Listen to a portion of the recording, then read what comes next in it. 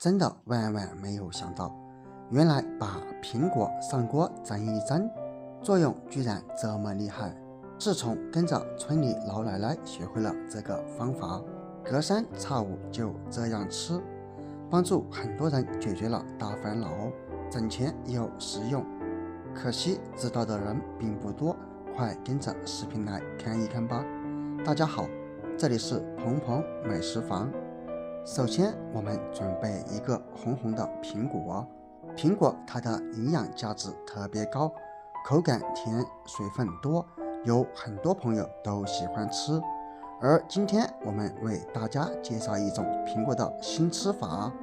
当然，使用苹果之前，我们需要先放入碗中，加入水给苹果清洗一下，用水把苹果表面全部淋湿。然后我们准备一包食用小苏打。食用小苏打不仅可以用来蒸馒头，也可以用来清洗果蔬，它可以有效的去除水果以及蔬菜上面的农药残留。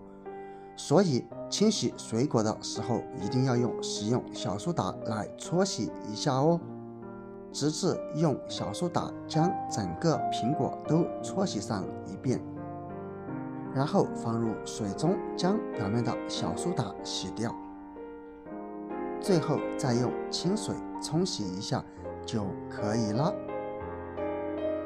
然后把洗净的苹果放在菜板上，先把它切成两半。接下来我们需要先把苹果当中的苹果核给去掉，因为苹果核它比较硬，并且口感比较苦，所以这里我们先把苹果核给去掉，以免影响口感。最后先把苹果给它切成块，切的时候大约在8毫米到1公分左右的厚度。接下来改刀把苹果块给它切成苹果颗粒。当然，这个苹果颗粒看起来它不是特别的细，但是这样就足以让苹果当中的营养成分全部释放出来了，所以没有必要给它切得太细。切好以后放在一旁备用。接下来准备4颗大红枣，再准备3到5克的枸杞。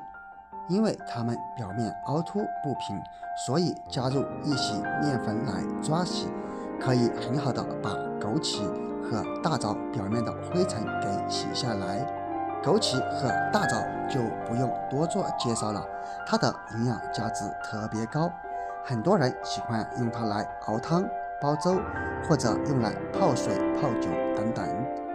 直至将枸杞和红枣抓洗好之后，用水把表面的面粉给洗掉就可以了。洗干净以后控水捞出，然后放入碗中，加入水，再清洗一次就可以了。最后将碗里的水倒掉。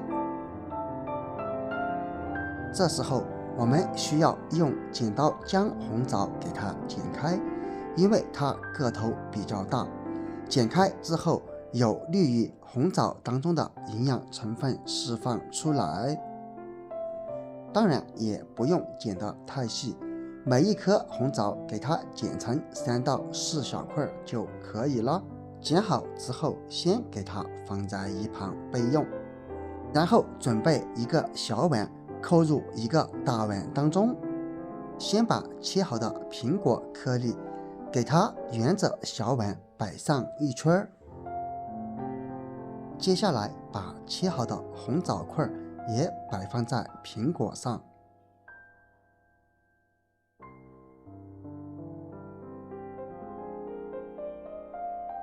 最后就是把枸杞撒入。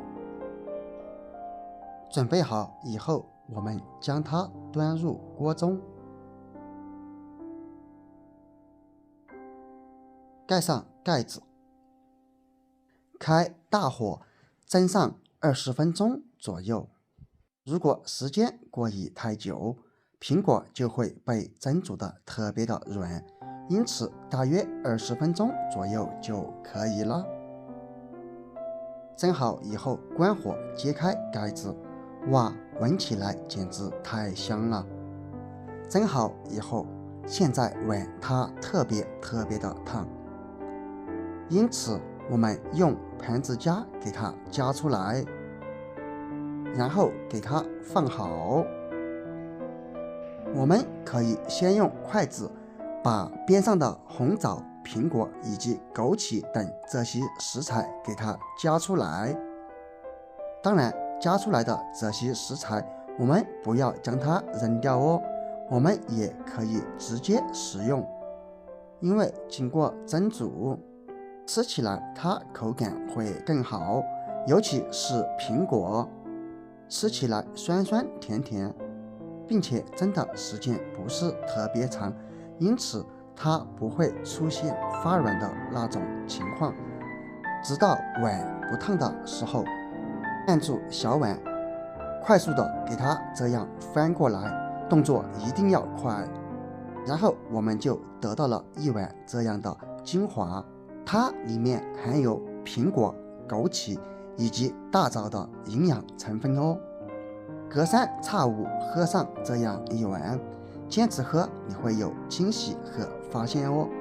不要看制作方法简单，作用可一点都不简单，这可是老一辈们留下来的土方法，里面包含了他们的智慧和结晶。如果你平时没有试过这个方法，那么赶紧把视频收藏起来试一试吧。我也相信有很多朋友看到这里都已经知道了它的作用，那么赶紧分享出来吧。好了，今天的视频就分享到这里了，我们下个视频不见不散，拜拜。